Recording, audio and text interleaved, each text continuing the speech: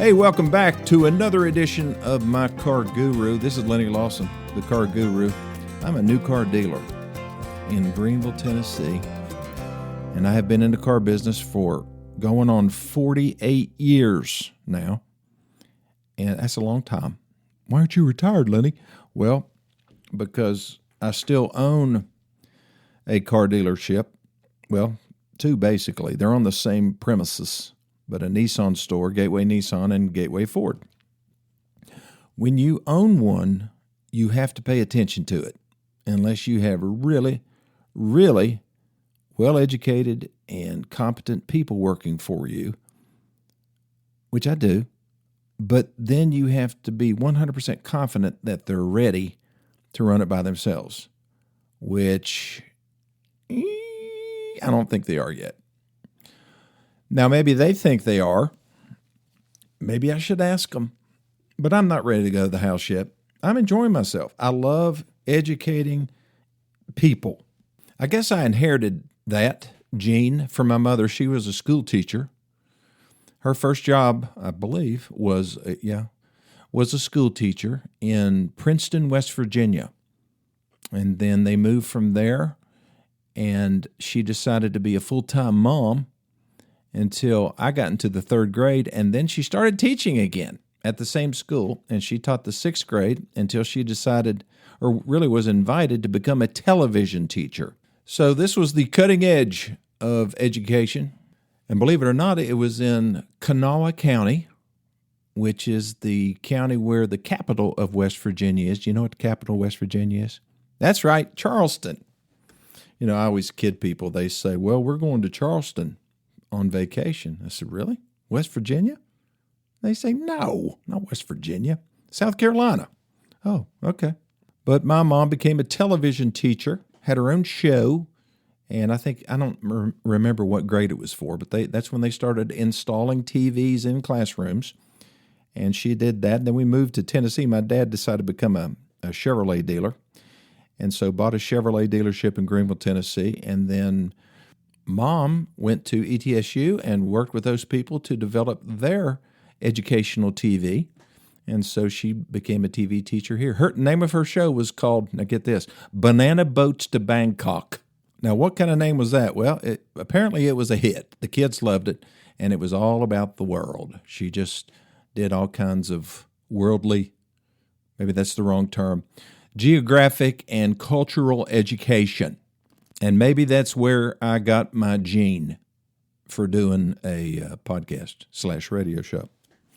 So today, I do want to talk a little bit about three classes of people. I know you're not supposed to do that. You're not supposed to put people in boxes. But when it comes to their car lives and really understanding the ins and outs of how to buy a car, how to determine the value of a car, you know, when it starts making a noise, what's wrong with it? But I'm zeroing in on one thing and one thing only, and that's oil changes. Doesn't that sound fascinating? No, that's how I developed. I was going down the road and I saw this quick lube place. It triggered me. It didn't make me angry. It just triggered me to look at my odometer, which I did. And then I looked up at that little sticker in the upper left-hand corner of my windshield. You know what that is, right? That's what the oil change people are supposed to do. They're supposed to put a sticker up there and write the date that you had it changed and when in time and mileage you are due for your next oil change. So I looked up there, and I've got 700 miles left. Now, thank you, Quick Lube Place, for prompting me to take a look. But I really didn't need that prompt because I do that instinctively. I change my oil every 5,000 miles and rotate my tires at the same time. And I let them do a multi-point inspection on my vehicle so I know if I need a cabin air filter or just an air filter, or I need to maybe flush my cooling system, you know, make sure my air pressure is good, my tires have good tread depth. At our dealership, you can drive into the service drive, and we have a scanner that shoots about 50 lasers at your front wheels, and it tells us immediately if your vehicle is out of alignment. So we don't have to actually put it on an alignment rack, but you do unless you come to Gateway. So I'm going to describe to you three groups of people, three classes of people. The first class is the competent and aware. And I'm not bragging, but that would be me. I am aware of my vehicle. I know what it sounds like when it's running great, and I know what it sounds like when it's not running great. I know what it feels like. Do you? Do you know if it starts making a noise, what that might be? Of course you don't. Most people don't, but that doesn't make you incompetent. You know, if you're competent, then you know that maintenance is something that you're required to do. You want to protect that expensive investment. Too many people treat their car like, some appliance, and it's not. It's important. It's an investment. You need to treat it like an investment, just like you do your stock portfolio if you have one. Occasionally you look at it, see how it's doing. If it's not doing good, you call your broker or whatever. Or if you don't have an investment, then maybe you just got some money in the bank and you want to see what kind of interest you're earning on it, and you might need to move it to a money market account or something like that. That's being competent, but it's also being aware. And I think that this is the group that I want everybody that listens to this program to be in, competent and aware. Well, what's the other class? Well, that would be people who are careless and confused. So they drive by the quick oil place, and if they do notice it, it's a miracle. But if they do, they say, I wonder when I had my last oil change. And they look up in the corner of their windshield if they have ever experienced that, and there's nothing up there. And then they forget about it. And then maybe later on they think about it again, or their husband or the wife says, honey, have you had the oil changed in the vehicle lately? Yeah, I think I did. I'm not sure. Did you write a check for it or something, or do you have any kind of a record? No, we don't have any kind of a record. We don't get a copy of the receipt and stick it in the glove box. That would be too difficult, wouldn't it? So that's this class. Careless and confused. Is that you? I hope not. What's the third class, Lenny? Well, these are the people that are clueless and lost. They run into a friend, say, hey, I like your car. Where do you get it serviced? Serviced? What do you mean? Well, where do you get your oil changed? What? You mean you have to change the oil? I thought it was permanent. I'll be back in just 1 minute.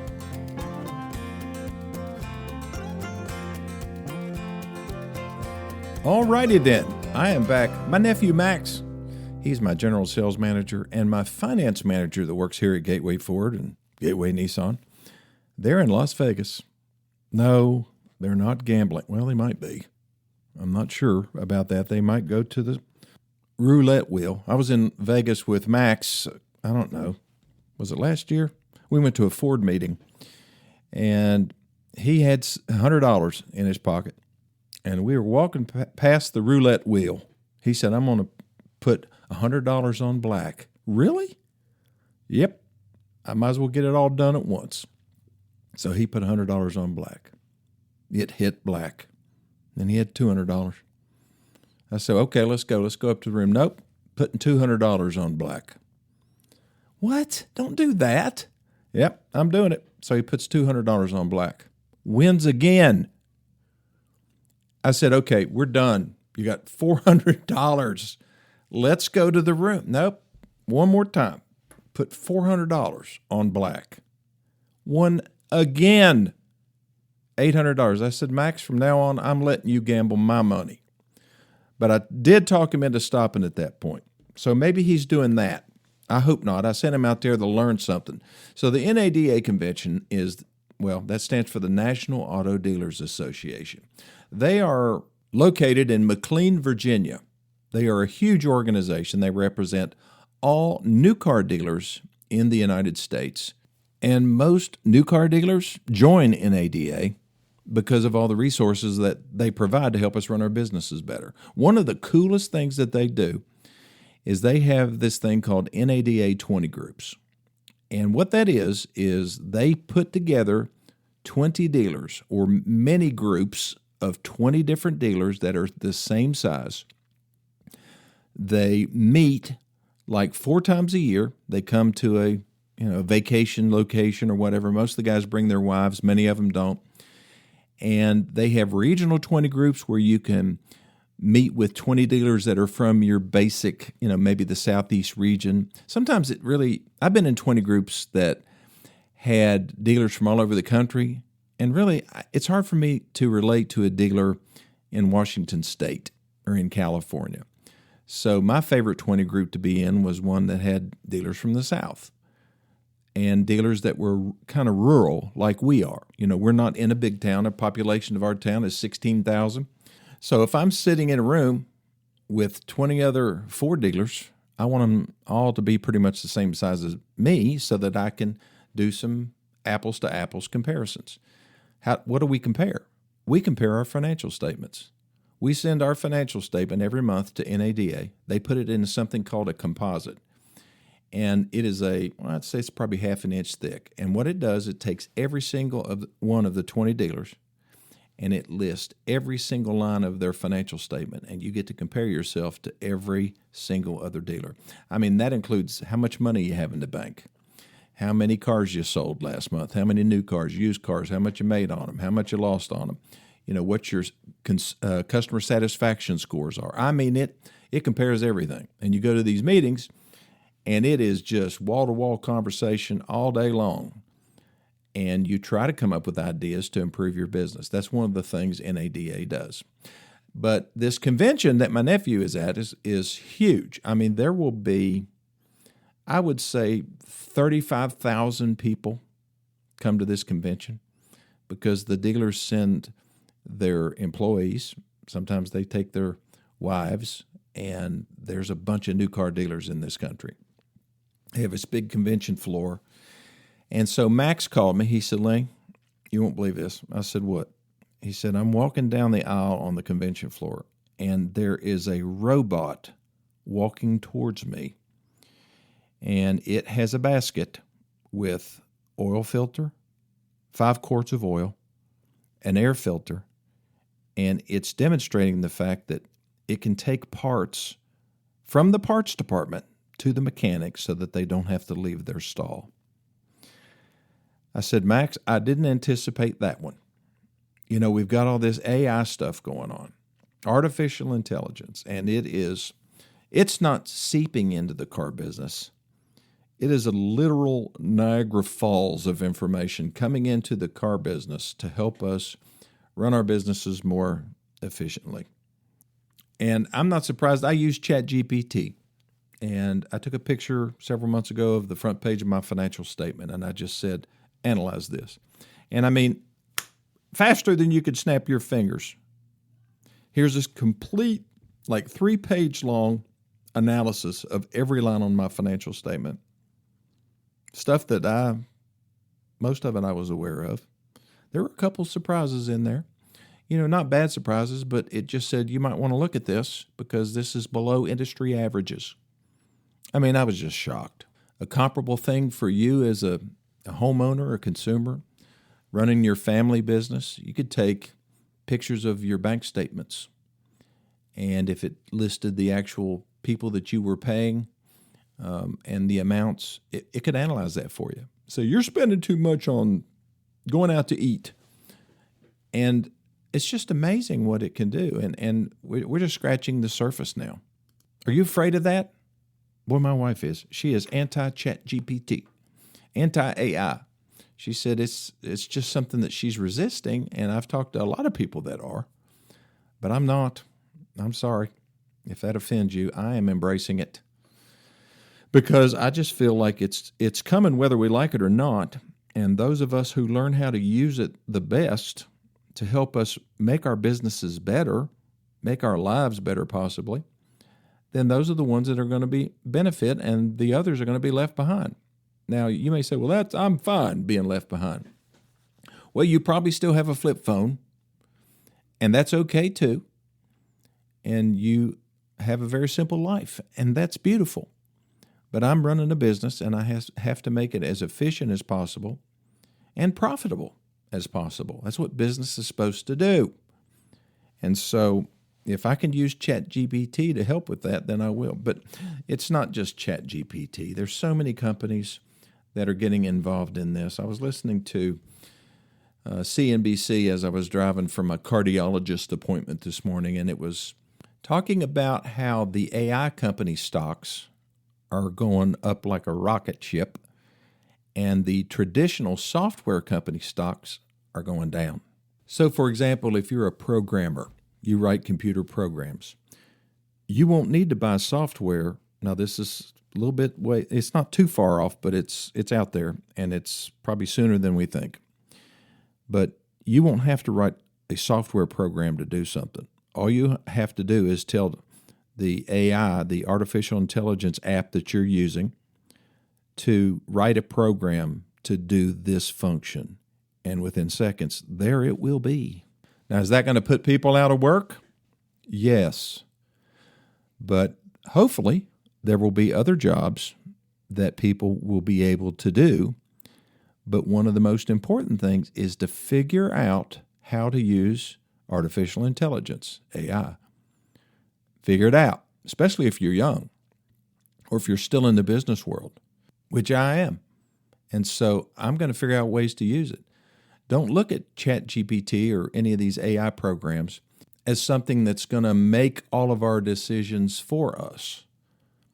It's just going to help us make our decisions faster. We still have to interpret the information.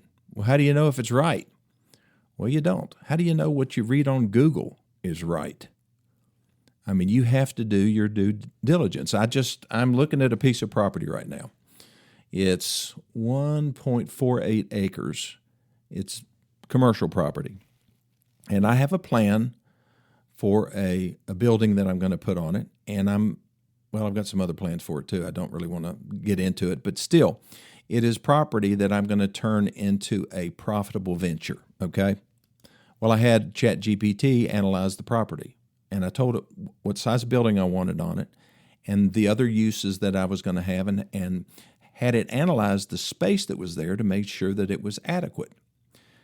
Now, it took a little bit longer time. I had to download a picture of the property and give it the acreage and the dimensions. It was already on the diagram.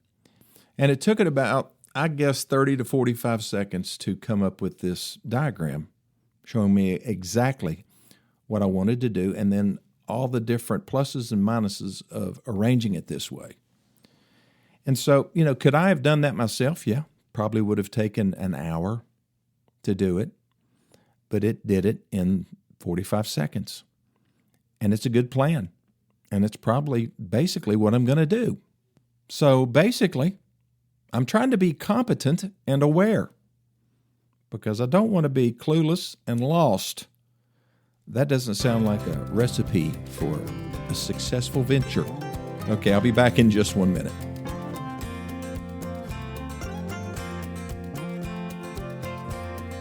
Okay, I am back. Something that's just hit my news feed just now. Catalytic converter theft drives bipartisan push for federal action. What's that all about? Do you know what a catalytic converter is? Well, that's that's a box, let's say, a metal box.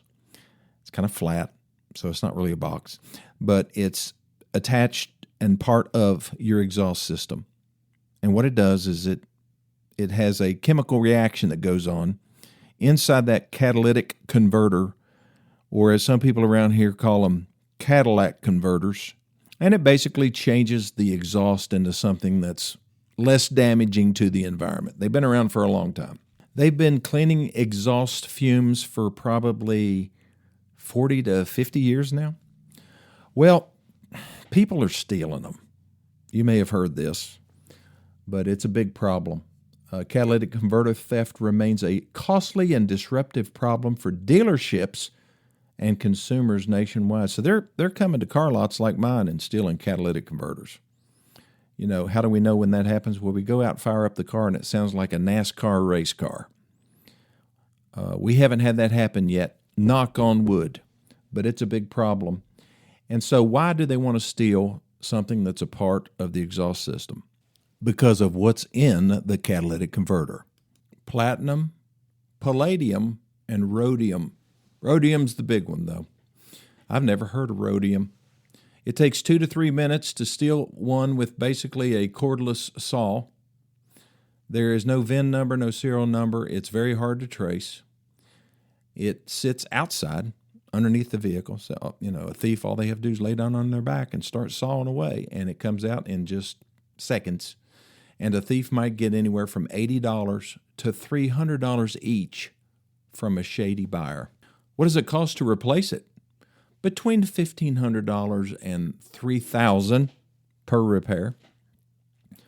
So you don't want it stolen. It's not covered by your warranty. Hopefully, it's covered by your insurance if you have comprehensive insurance. So if you just have liability, you're not covered.